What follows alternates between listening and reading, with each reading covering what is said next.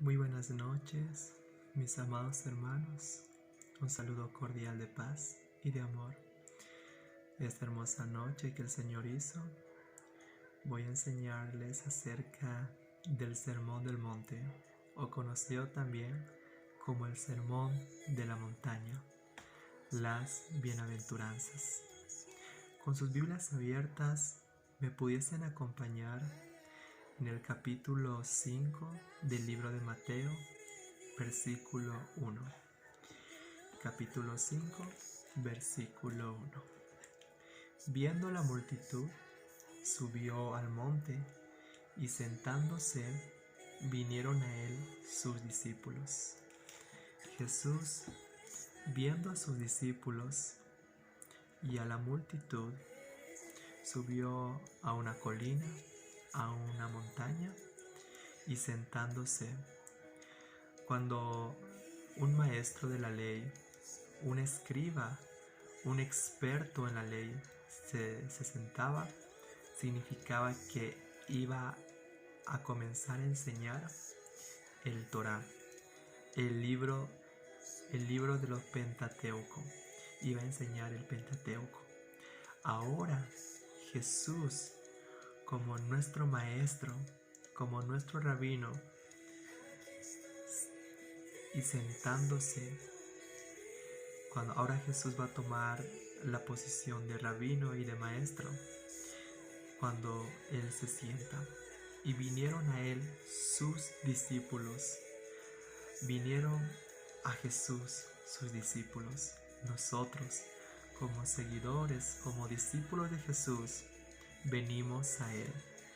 Versículo 2 dice: y abriendo su boca, les enseñaba diciendo. Como hace un momento les dije, que cuando un maestro de la ley o un experto escriba se sentaba, ellos enseñaban el Torá, el Pentateuco. Ahora Jesús, como nuestro maestro, nuestro rabino, se sienta, y versículo 2, y abriendo su boca les enseñaba a sus discípulos. Versículo 3. Bienaventurados los pobres en espíritu, porque de ellos es el reino de los cielos.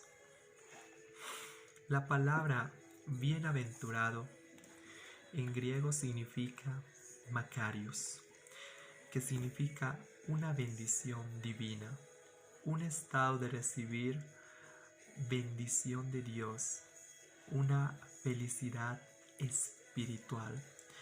Bienaventurado significa dicha, afortunado, bendecido, feliz. Una persona que es bienaventurada es dichosa al recibir las bendiciones, en cual tiene felicidad. Bienaventurados. Jesús se refiere a la felicidad de los seguidores del Mesías. Son bienaventurados o felices porque confían totalmente en Dios y no en sí mismos.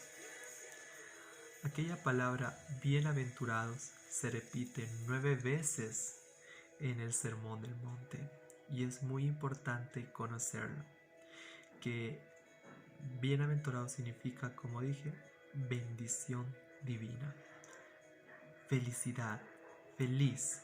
Eso es bienaventurado, feliz. Bienaventurados los pobres en espíritu. Una persona pobre, o se refiere aquí que es un mendigo, que no puede ni tiene para proveer sus necesidades básicas. Una persona pobre en espíritu es quien reconoce sus limitaciones y su necesidad delante de Dios. Una persona pobre es quien reconoce su necesidad. En el libro de Génesis 13:2 me pudiesen acompañar. dice: y Abraham era riquísimo en ganado, en plata y en oro. Dice que Abraham era riquísimo en ganado, en oro y en plata. Lo que quiero dar a conocer es que las personas que son bienaventuradas, porque son pobres en espíritu, son bendecidas para cualquier persona, no importando si es rica materialmente. Dios bendice también a aquellas personas que son ricas materialmente, como también que son pobres materialmente. Una persona que es pobre en espíritu va a ser bendecida como Abraham, que era una persona que era rica en ganado, en plata y en oro. Y él es el padre de la fe, un amigo de Dios. Abraham era rico materialmente y era pobre en espíritu. Por eso fue considerado una persona que es llamado padre de la fe y un amigo de Dios. Dios lo bendijo espiritualmente. ¿Por qué? Porque él era pobre en espíritu. De igual manera, como redundando otra vez las palabras, no importa que una persona sea rica materialmente o pobre materialmente, Dios va a bendecirla si realmente es pobre en espíritu, quien reconoce sus limitaciones y su necesidad delante de Dios. Ahora, tomando el ejemplo de Job, era un hombre que era íntegro a Dios, que ofrecía sacrificios al Dios Todopoderoso. Era un hombre que era rica realmente materialmente, una persona muy rica, y lo bendijo doblemente cuando pasó las pruebas de su vida.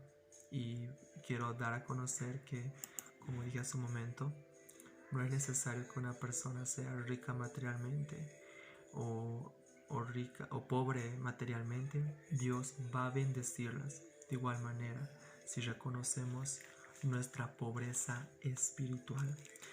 ¿Me pudiesen acompañar, por favor, al libro de 1 Timoteo, capítulo 6, versículo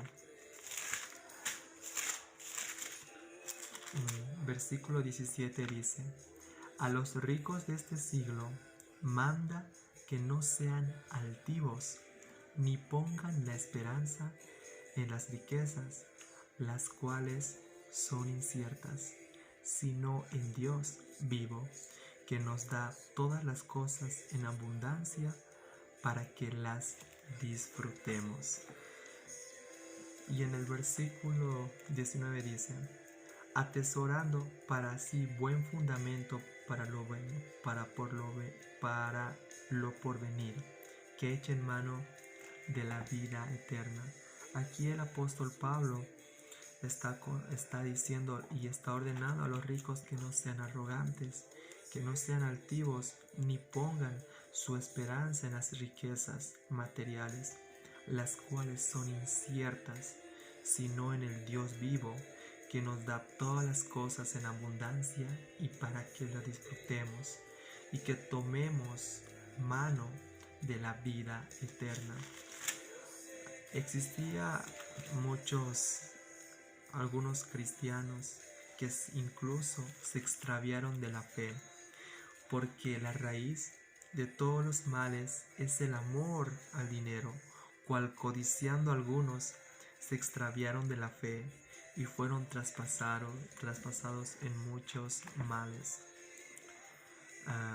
Aquí el apóstol Pablo está diciendo que el amor al dinero es la raíz de todos los males, que codiciando muchos hermanos cristianos, codiciando se extraviaron de la fe y fueron traspasados de muchos dolores.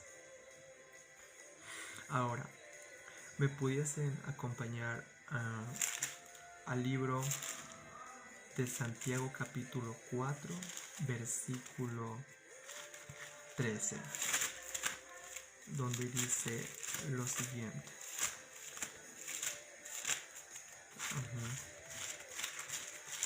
Santiago capítulo 4, versículo 13 y 15 dice: Vamos ahora los que decís, hoy y mañana iremos a tal ciudad, y estaremos allá un año, y traficaremos y ganaremos, cuando no sabéis qué será mañana.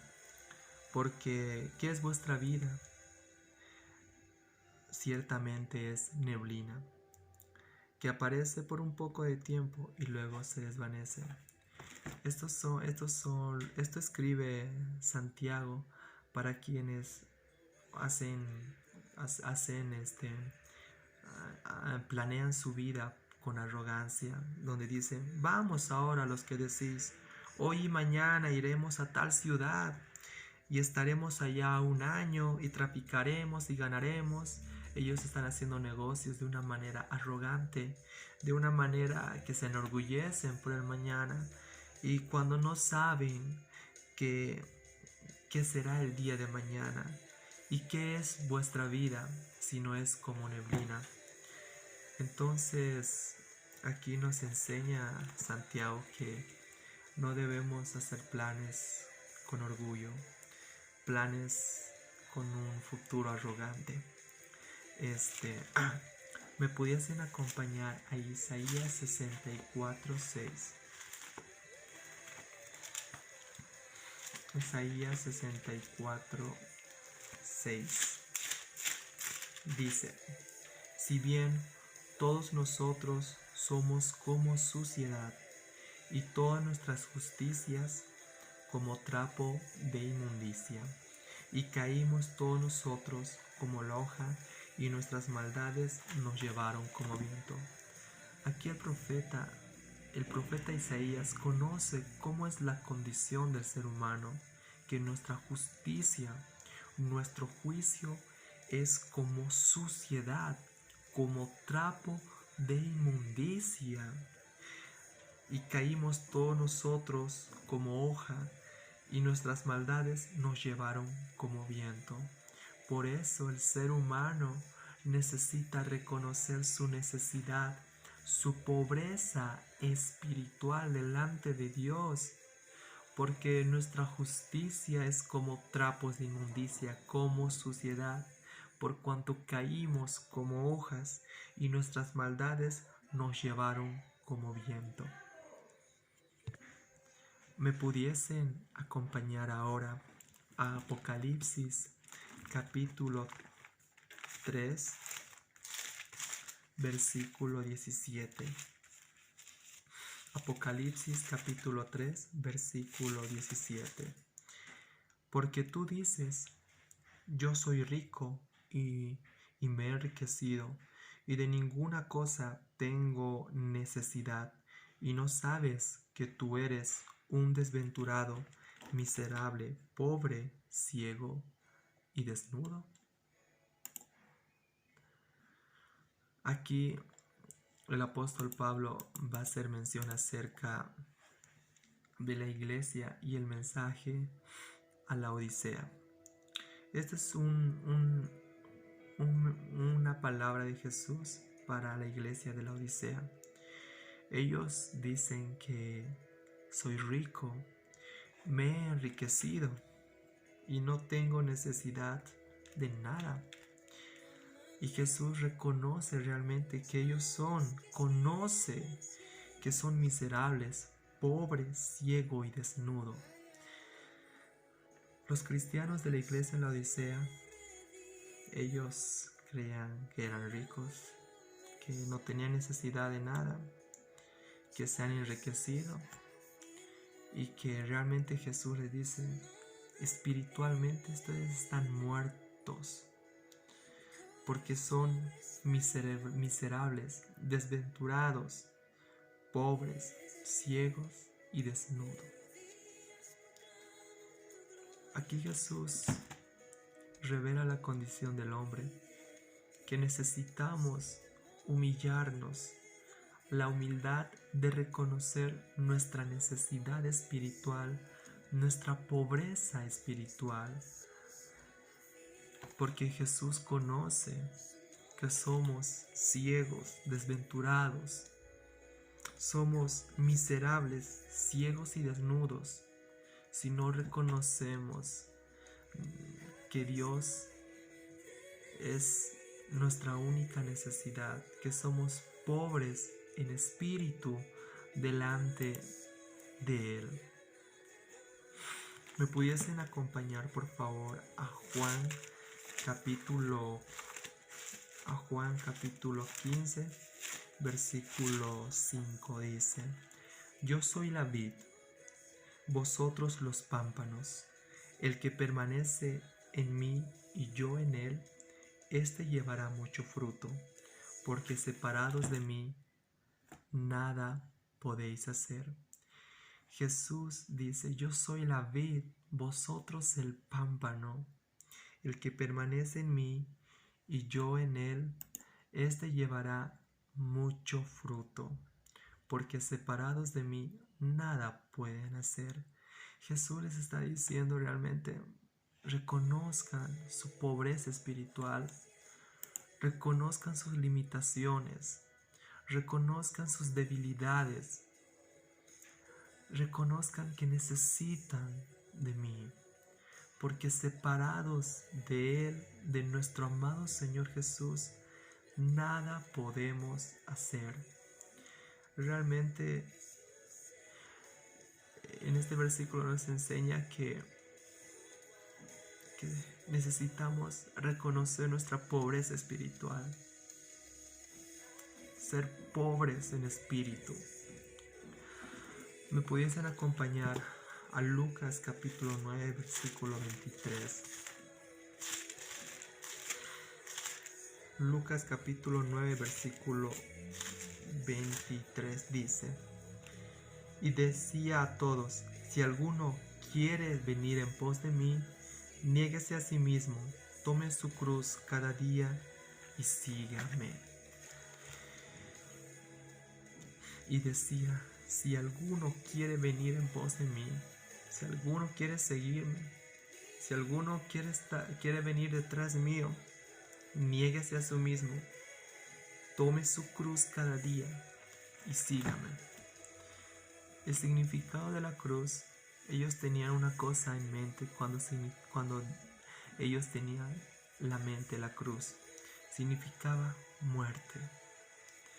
Si alguno quiere seguirme, niéguese a sí mismo, tome su cruz, muera cada día a sus pasiones, a sus deseos malos, muera cada día a su carne, muera a su voluntad, niéguese a sí mismo, tome su cruz, muera cada día a esos deseos corrompidos, a la iniquidad, a la impureza,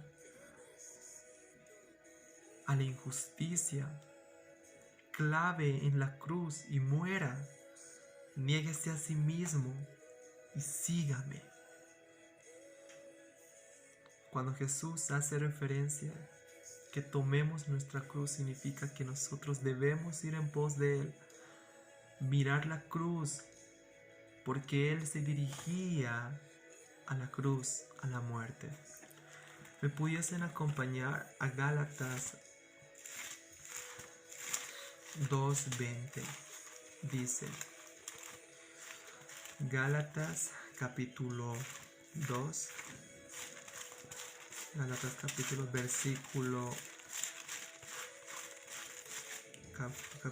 2, versículo 20.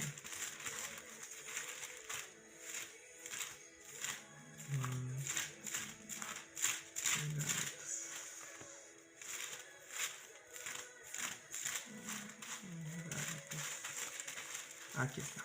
Capítulo 2, versículo 20 dice: con Cristo estoy juntamente crucificado, y no vivo yo, mas vive Cristo en mí. Y lo que ahora vivo en la carne, lo vivo en la fe del Hijo de Dios, el cual me amó y se entregó a sí mismo. El apóstol Pablo dice que ya no vivo yo. Con Cristo juntamente estoy crucificado y ya no vivo yo, Cristo vive en mí. El apóstol Pablo reconoce que está juntamente con Cristo crucificado. Ya no vive él, Cristo vive en mí. Y lo que ahora vivo en la carne, lo que ahora vivo en el cuerpo, lo vivo en la fe del Hijo de Dios, el cual me amó y se entregó por mí. El apóstol Pablo ha reconocido su pobreza espiritual. Ha reconocido que es pobre en espíritu. El apóstol Pablo ha reconocido sus limitaciones, sus debilidades. El apóstol Pablo dijo: Señor, 3 veces te he pedido que quites este aguijón, pero tú me has dicho: bástate en mi gracia, porque mi poder se perfecciona en tu debilidad. El apóstol Pablo reconoció sus debilidades, su pobreza, los humildes de corazón, su necesidad ante Dios, y por ello podía decir con las palabras que dijo: porque con Cristo estoy juntamente crucificado, ya no vivo yo, Cristo vive en mí. ¿Me pudiesen acompañar, por favor, a Jeremías 10:23? Jeremías 10:23. Jeremías 10:23 dice: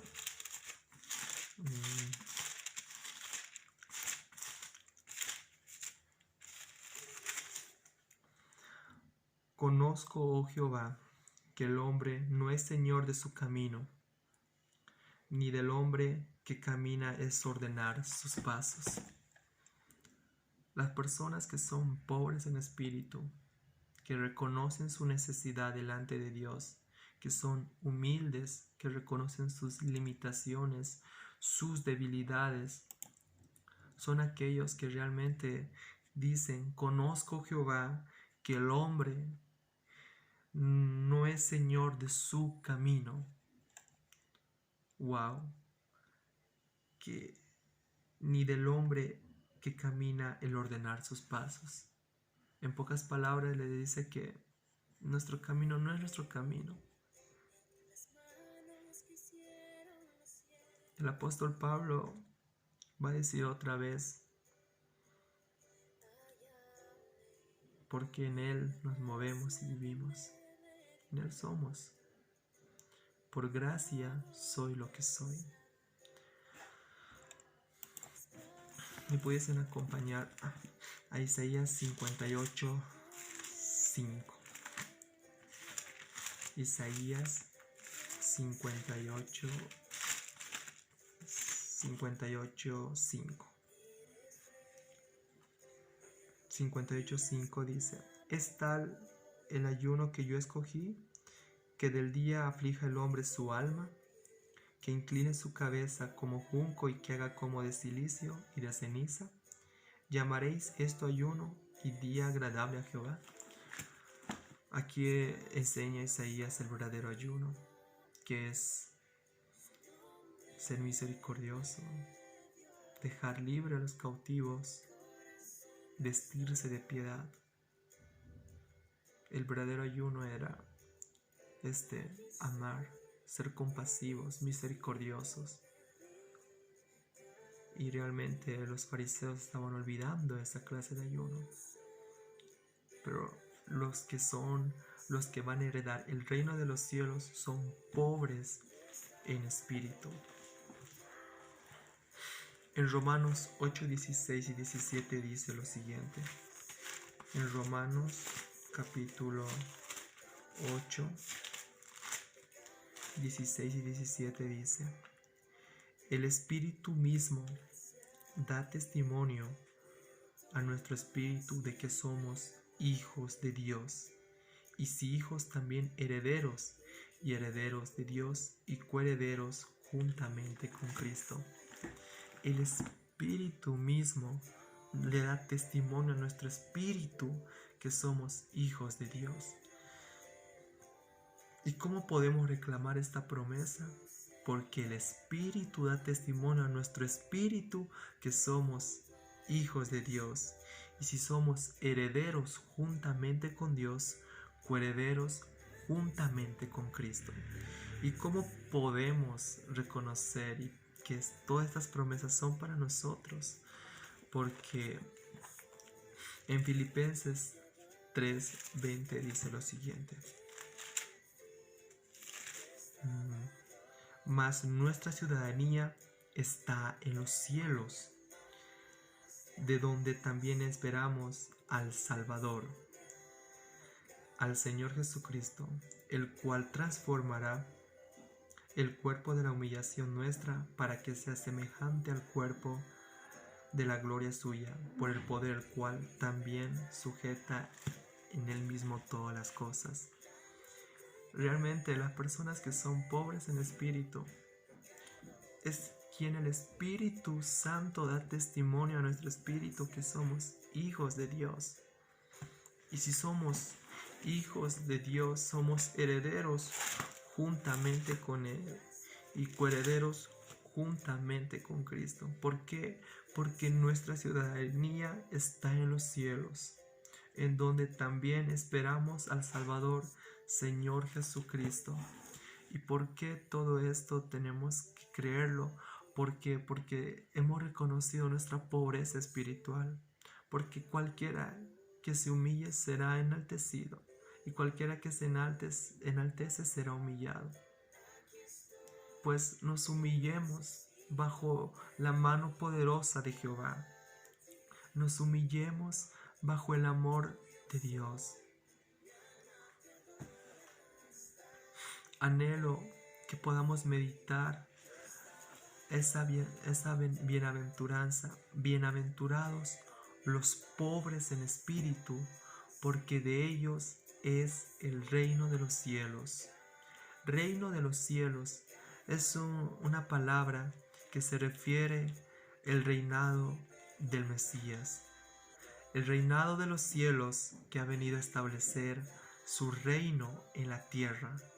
Y ese reino era su iglesia, su amada iglesia. Porque los que realmente son pobres en espíritu, los que reconocen que son mendigos, que los que no pueden ni proveer sus necesidades básicas, los humildes que reconocen sus debilidades y sus limitaciones, las personas pobres que son humildes, que reconocen su necesidad ante Dios, su pobreza espiritual, son felices porque realmente confían en el Mesías, confían en Dios y no en sí mismos. Afortunados porque sirven al Rey, al Mesías. Y con la bendición de nuestro amado Dios vamos a concluir el versículo del 1 al 3 de Mateo. Y si Dios quiere y si lo permite, vamos a continuar estudiando y enseñando el Sermón del Monte para que nuestro corazón pueda absorber las bendiciones que solamente Dios nos puede dar a través de su palabra. Que su palabra sea como esa espada de doble filo que penetra hasta lo más profundo de nuestro corazón. Y usted, mi amado hermano, ruego que se pueda fortalecer en el Señor y en el poder de su fuerza, pueda mirar a Jesús, al autor y consumador de su fe. Y para todos los que primera vez me ven y me escuchan, puedan hacer esta oración para que usted reconozca y pueda humillarse delante de Dios, para que Dios lo enaltezca, para que Dios realmente, para que sea una persona pobre en espíritu, que reconoce sus necesidades y sus limitaciones, pueda hacer una oración conmigo. Dígale al Señor con sus ojos cerrados: Dios, amado Dios, esta noche vengo ante ti como una persona pecadora, una persona que está arrepentido de todos sus pecados y sus iniquidades. Hoy me arrepiento con todo mi corazón. Decido aceptar a Jesús como mi Señor y mi Salvador. Abro las puertas de mi corazón para que tú habites en mi corazón. Esta noche he renacido en el Espíritu. Ahora he nacido para hacer tu voluntad. He pasado de las tinieblas a tu luz admirable. Esta noche reconozco mi pobreza espiritual. Me humillo delante de ti y con humildad acepto a tu amado Hijo Jesús en mi corazón. Te ruego que escribas mi nombre en el libro de la vida y nunca lo borres, en cual me podré gozar en la eternidad juntamente contigo, Señor. En el nombre de Jesús. Amén.